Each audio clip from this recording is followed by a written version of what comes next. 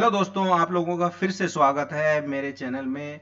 और आपके काफ़ी कमेंट्स आए, आपकी काफ़ी प्रॉब्लम्स हैं।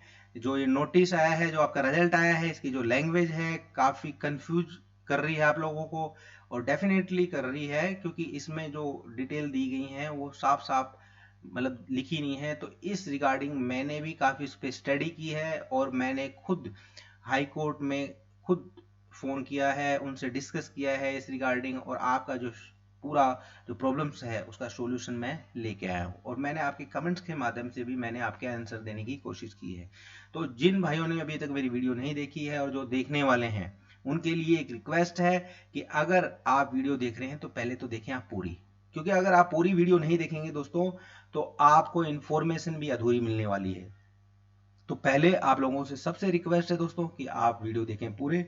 और दूसरा कि आपने अगर चैनल को सब्सक्राइब नहीं किया है तो रिक्वेस्ट है मेरी कि आप जाके पहले सब्सक्राइब कीजिए। सब्सक्राइब करने का फायदा ये है कि आपको तो ये प्रॉब्लम्स आपकी जो सोल्व हो गई, पर आप जैसे भाई हैं जो और भी हैं, उनको कैसे ये वीडियो मिलेगी। तो आप अगर सब्सक्राइब करेंगे, उसको लाइक करेंगे और शेयर करेंगे ना, तो ये जो वीडियो है वो होती है आगे बूस्ट, और बूस्ट होगी तो ज़्यादा से ज़्यादा लोगों तक आप वीडियो पहुंच पाएगी, और वो इसका भी फायदा उठा पाएंगे। तो ये है मेरी छोटी सी आप लोगों से रिक्वेस्ट, जो मैं इतनी रिक्वेस्ट करने के बाद आप लोग नहीं करते हैं।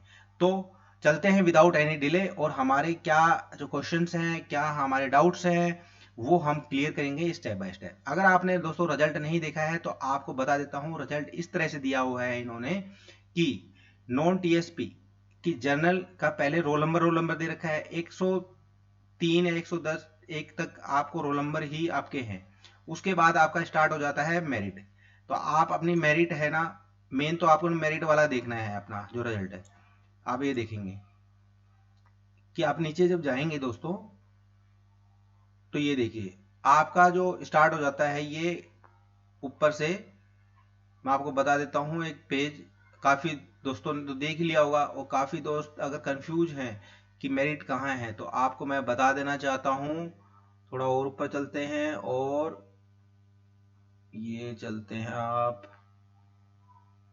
यहाँ से थोड़ा और ऊपर चलते हैं, और ये यहाँ से।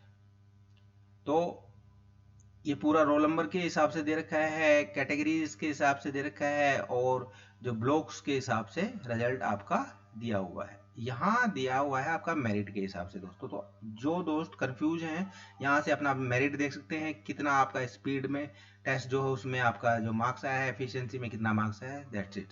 उसके बाद हमने चलना है सीधे डॉक्यूमेंट्स जो कलेक्ट करने हैं उस पे हम सीधे नीचे आ जाएंगे। नीचे हम आएंगे और हम चल के इधर आएंगे।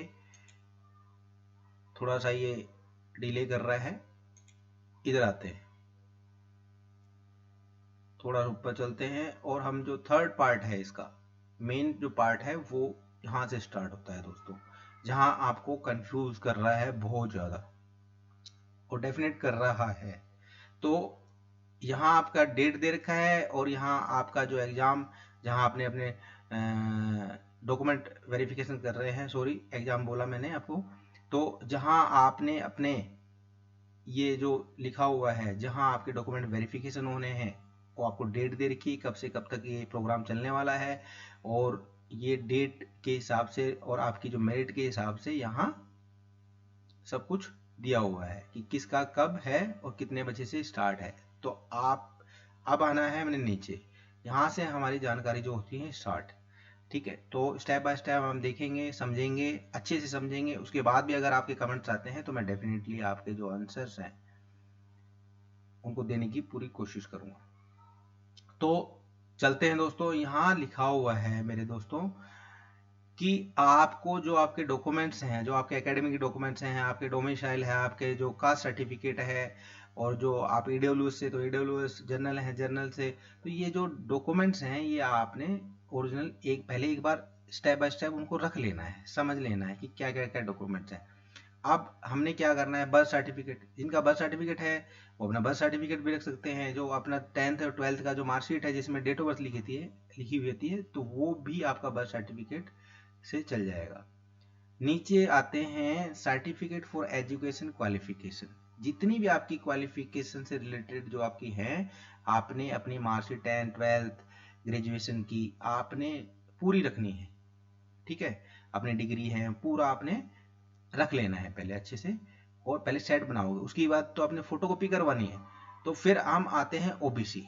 ओबीसी में क्या लफड़ा है? ओबीसी में क्या है, जो रिलैक्सेशन वाले बंदे हैं हमारे, ओबीसी है, एमबीसी है, नॉन क्रिमिनल, तो ये जो बंदे हैं इनकी इन्होंने कहा है कि 22/9/2022, मतलब जो एप्लीकेशन फॉर्म है उस डेट से 1 साल से पुराना नहीं होना चाहिए, और इसके बाद का भी नहीं होना चाहिए।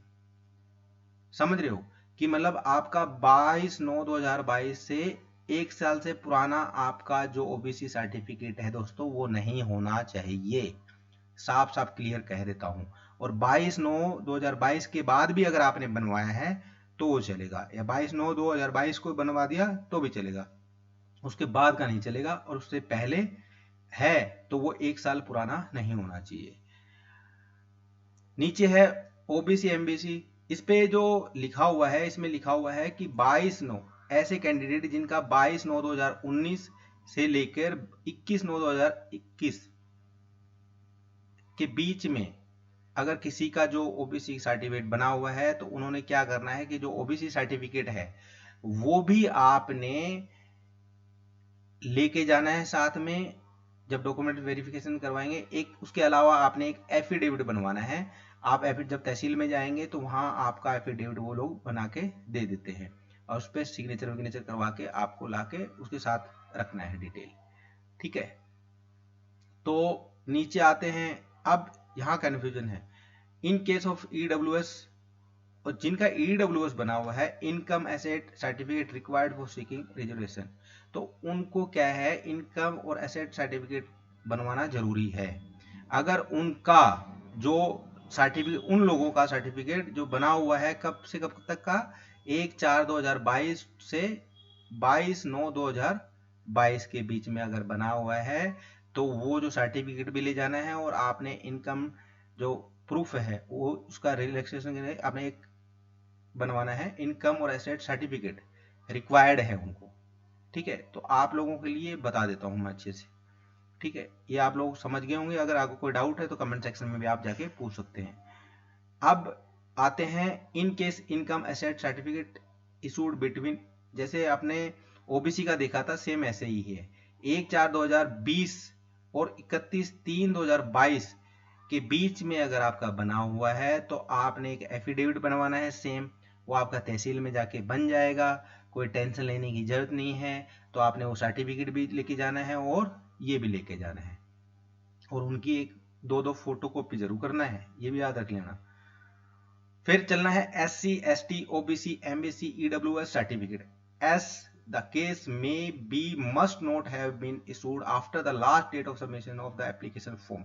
जिस दिन ये लास्ट डेट था इस एप्लीकेशन फॉर्म का, उसके बाद का नहीं होना चाहिए। ठीक है, उसके बाद का बना हुआ होगा तो नहीं चलेगा। आप सोचो कि फ्रेश बनवा लो, नहीं चलेगा, उससे पहले का होना चाहिए। और SC ST का तो अगर पुराना भी है ना, 1 साल पुराना, 2 साल पुराना, तो वो भी चलने वाला है, उससे कोई फर्क नहीं होगा, SC ST में चलता है। ओबीसी का 1 साल के भीतर भीतर होना चाहिए दोस्तों। समझ गए आप लोग? अब मैरिज रजिस्टर्ड सर्टिफिकेट, ये नहीं है मैरिज सर्टिफिकेट कि आपने शादी नहीं की हो आप भी बनवाते फिर रहे हो, नहीं दोस्तों। मैरिज सर्टिफिकेट उन्हीं को बनाना है जो भाई साहब बंध गए हैं बंधन के अंदर।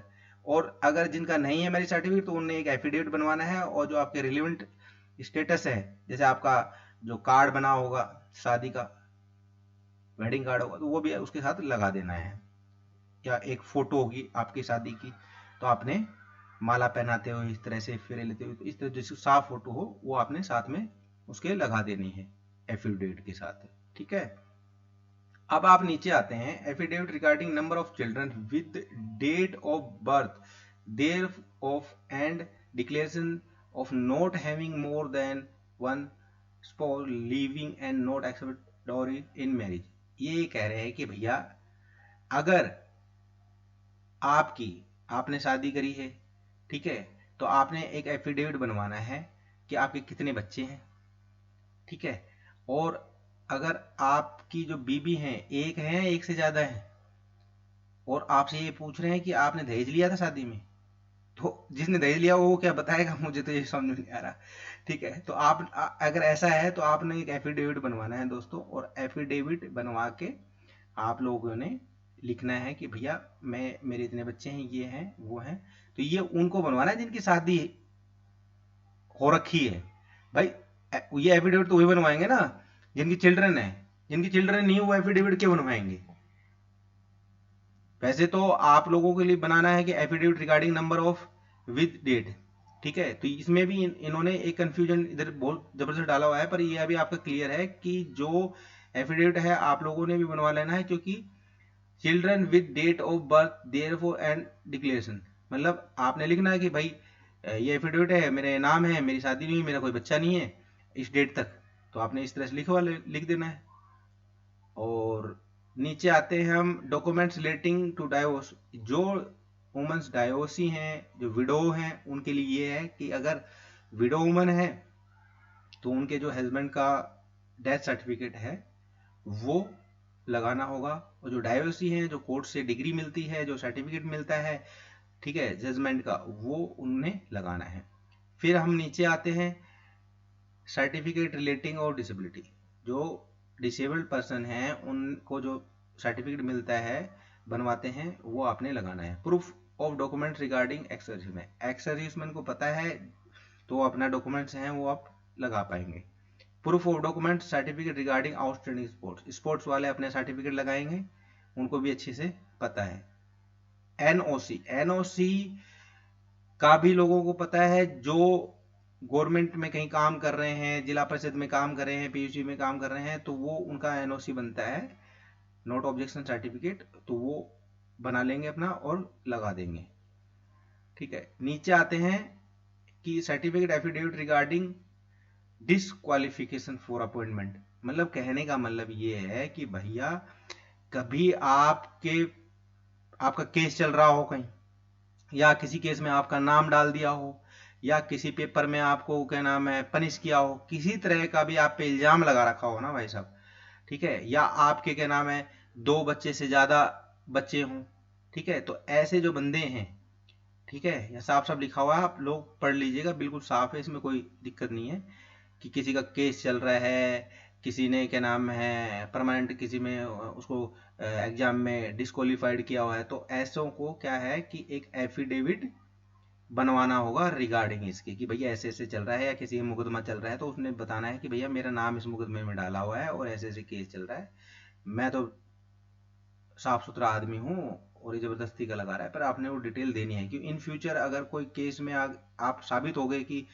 आप क्या नाम है आपने ये इल्जाम किया, मतलब ये काम किया है, तो फिर क्या होगा, नौकरी से आद होगे ना, तो ये आप पहले ही बता दो उनको। ठीक है, नीचे आते हैं अब कैरेक्टर सर्टिफिकेट, जो सबसे ज्यादा कंफ्यूजेबल है आप लोगों का। भैया इसमें साफ साफ लिखवा है, इसमें कंफ्यूज होने की जरूरत नहीं है, इसमें साफ लिखा है 3 कैरेक्टर सर्टिफिकेट, मतलब आपने 3 कैरेक्टर सर्टिफिकेट बनाने हैं। ठीक है, अब क्या बनाना है, पहले one issued by the principal academic officer of university of college in which he she has last educated, मतलब जहां आपने लास्ट पढ़ाई की है ना दोस्तों, उस कॉलेज से आपको एक माइग्रेशन सर्टिफिकेट मिलता है और आपको एक चरित्र प्रमाण पत्र मिलता है। जब भी आपने आपकी एजुकेशन आप लोगों ने कंप्लीट की होगी तो मिला होगा, तो आपने दोबारा बनवाने की जरूरत नहीं है दोस्तों, आपका वही चलेगा, चाहे आपने 2010 में की हो, 2012 में की हो, 2019 में की हो। और मैं उन भाइयों के लिए भी मैसेज बताना चाहता हूं, जो रेगुलर पढ़ रहे हैं उनको तो है, और जो नॉन कॉलेजेटिव हैं, जो प्राइवेट से पढ़ रहे हैं, उनके लिए है कि अगर आपका नहीं है कॉलेज में, तो आप जिस स्कूल में लास्ट आपने स्कूल में पढ़ाई की थी और आपको माइग्रेशन मिला होगा, उस स्कूल से आपको सर्टिफिकेट मिला होगा, नहीं मिला है तो जाके बनवा लीजिए, और मिला है तो आपका वही चल जाएगा, कोई भी जरूरत नहीं है आपको बनाने की। जो प्राइवेट हैं, पढ़ाई कर रहे हैं 10वीं के बाद 11वीं के बाद सब पढ़ाई प्राइवेट कर रहे हैं, तो जिस स्कूल में जैसे 10वीं में के बाद आप प्राइवेट देने लगे, तो जिस स्कूल से आपने लास्ट में की थी वहां माइग्रेशन लिया होगा आपने, तो आपको एक चरित्र प्रमाण पत्र भी मिलता है, तो आपका स्कूल का लगेगा। ठीक है, ये नहीं है कि आप प्राइवेट पढ़ रहे हो हमारा कैसे, तो ये मैं आप लोगों की बिल्कुल क्लियर हो गई होगी। अब दूसरा क्या है कि इसके अलावा आगे क्या लिखा हुआ है इन्होंने, and two from responsible person. यहाँ जो ये लिखा हुआ है ना रेस्पॉन्सिबल पर्सन, रेस्पॉन्सिबल पर्सन कौन होते हैं दोस्तों? रेस्पॉन्सिबल जिस पे कोई जिम्मेदारी हो। जिम्मेदारी किस पे होगी? जो अधिकारीगण होंगे। तो रेस्पॉन्सिबल पर्सन वो है जो गजेस्टेड ऑफिसर है। आप लेक्चरर ले लीजिए, टीचर ले लीजिए, डॉक्टर्स ले लीजिए, कोई रेप्यूटेड आपके रिटायर्ड हो, कोई ऐसे डॉक्टर जो कहीं काम कर रहे हो, तो आप उनसे सिग्नेचर करवाने हैं। आपका जो ये फॉर्मेट कहाँ मिलेगा? अब लोगों की ये प्रॉब्लम है कि फॉर्मेट मिला। आप शॉप पे जाइए जहाँ किताबें मिलती है, आप कहिए भैया मुझे है ना चरित्र प्रमाण पत्र के 2 फॉर्म दे दो, तो वो आपको फॉर्म दे देगा। उस फॉर्म को आपने फिल करना है कि ये मेरा नाम ये है, मेरे फादर का ये नाम है, और मैं इस आदमी को इतने इतने दिन से जानता हूँ, उसमें लिखा रहता है। वो जाके जो गजेस्टेड ऑफिसर है आपने उससे करवाने हैं साइन। ठीक है। और जो ये वो 6 महीने पुराना नहीं होना चाहिए, कि जो आपके डॉक्यूमेंट वेरिफिकेशन हो रहे हैं इससे 6 महीने पुराना नहीं होना चाहिए, मतलब नया ताजा बेशक हो। 6 महीने ऐसे नहीं कि 6 महीने पुराना आप उठा के लेके आ रहे हो, तो वो 6 महीने पुराना नहीं होना चाहिए भी। आप ये भी समझ लेना। इसमें ये लिखा हुआ है, देख लो साहब, two from responsible person not related to his her university. और वो जो बंदे हैं जिसमें आप स्कूल में पढ़ रहे हो या कॉलेज में पढ़ रहे हो, उनसे रिलेटेड नहीं होने चाहिए कि आपने ले गए और उन्हीं से टीचर से साइन करवा ली। नहीं, उससे आप किसी अदर जो यूनिवर्सिटी है या कॉलेज है उनके टीचर से आप करवा सकते हैं। अपने जो कॉलेज है उससे नहीं करवाना आपने, अपने रिलेटेड से। इसमें ये लिखा हुआ है इसका मतलब। ठीक है, आप लोग समझ गए होंगे। आप नीचे आओ, प्रूफ ऑफ आइडेंटिटी। भैया जब हम एग्जाम देने जाते हैं तो कोई आइडेंटिफिकेशन भी तो ले जाते हैं, voter ID card, pan ID card, तो वही आपको साथ में ले जाना कि आप दिखाएंगे कि भैया जो मैं ये डॉक्यूमेंट वेरिफिकेशन करने आ रहा हूँ ये मैं ही हूँ, ये देख लो, ये फोटो है मेरी और ये फोटो मैच करने के लिए। ठीक है। इसमें कोई गलती है तो आप अपने आधार वाधार जो है वो अपडेट करवा सकते हैं। आजकल अपडेट भी हो जाते हैं, टाइम नहीं लगता। काफियों के क्वेश्चन है मेरे दोस्तों के। Photograph, two recent passport size photo, जो करंट में एक फोटो खिंचवा लेना दोस्तों। अब तो आप अपॉइंट होने वाले हैं तो एक अच्छी सी फोटो खिंचवा लो। ये नहीं है कि आप 5 साल पुरानी फोटो ही लगा रहे हो। ठीक है, तो रिसेंट फोटो ज़्यादा बेस्ट है, आप बनवा लेना। अब नीचे इंपॉर्टेंट थिंग जो यहाँ सबसे बड़ी कंफ्यूज कर रही है लोगों को, यहाँ लिखा हुआ है द प्रोविजनली सिलेक्टेड कैंडिडेट। जो ये प्रोविजनली जो सिलेक्टेड किए हैं are also require the submit duly filled up evidentiary letter attach with notice at the time of document verification. जब आप डॉक्यूमेंट वेरिफिकेशन करवाएंगे तो एविडेंटरी लेटर, इसमें क्या है, इनमें कंफ्यूज है इस लैंग्वेज में।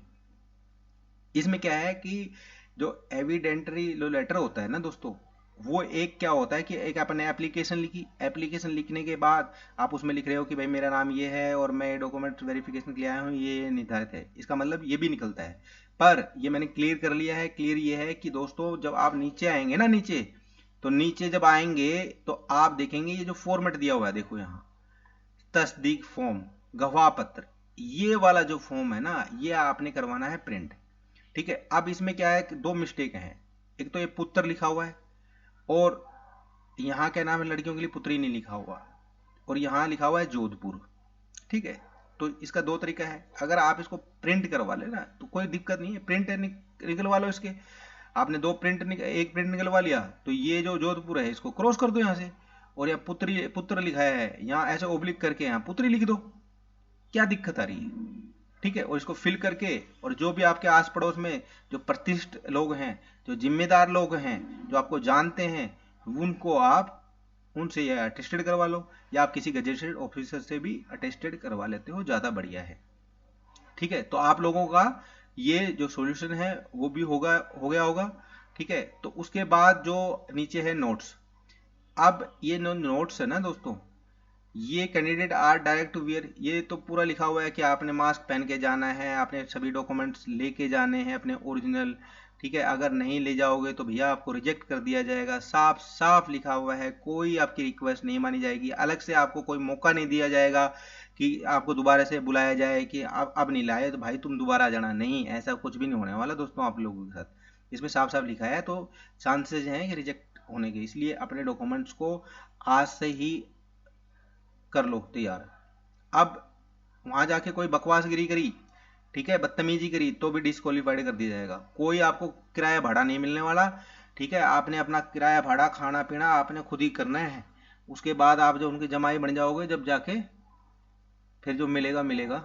अब क्या नाम है, आपने क्या करना है दोस्तों, आपने आना है नीचे, यहाँ लिखा हुआ है हेल्पलाइन। कोई दिक्कत हो तो आप हेल्पलाइन नंबर से भी फोन कर सकते हो, पर हेल्पलाइन नंबर से आप कॉल करोगे तो नहीं उठाएंगे, तो ये भी प्रॉब्लम आ रही है।